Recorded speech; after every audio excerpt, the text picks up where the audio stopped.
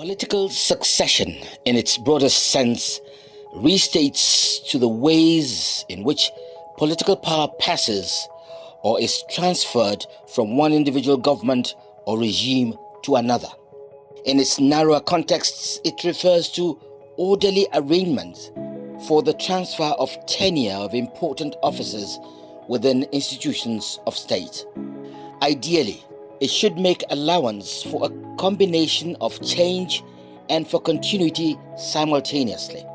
The extent to which such transition is smooth and without hiccups is an index of the political maturity. Political succession is primarily concerned with the processes and accompanying ceremonies of changes of tenure of important office of state. In Nigeria, while there are cases of successful transition of power, rancor, disagreement, and tension have often diminished an otherwise orderly conduct of governance. The public space, and in some cases, including the corporate circles, succession tends to be rancorous and tension-soaked. The process of changing government, or those at the helm, rights from First Republic, was marked with irregularities and bitterness. A major consequence is the question that such tendencies have raised about the legitimacy of the emerging authority. For instance, the elections conducted in 1964 at both the federal and the regional levels were extremely controversial. Parties to the situation at that time went to the uncivil extent of hiring thugs to physically assault and intimidate others. Kidnap, murder of political opponents, and outright vandalism took the place of reason. Between then and now, the issue of the recurring clash between predecessor and successors in Nigeria political landscape has remained a huge subject of worry. Predecessors and successors in Nigerian leadership have a history of disagreement, some of which get ugly and messy in the public space.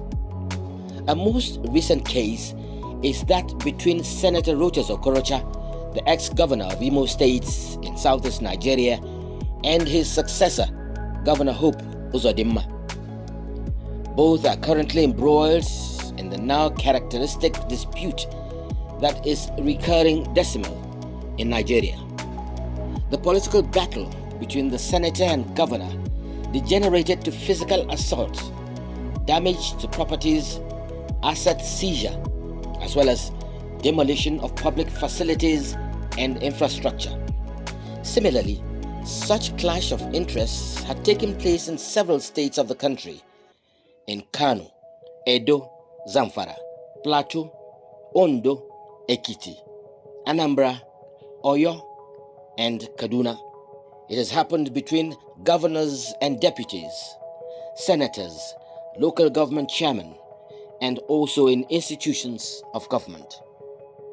Quite often, ego, personality clash, inordinate desire for influence and relevance, as well as the propensity to assert or show who is boss, are at the root of the recurring conflicts between incumbents and predecessors in public offices. Commentators have attributed the recurring situation to the collapse of leadership and the values that should ideally drive public service.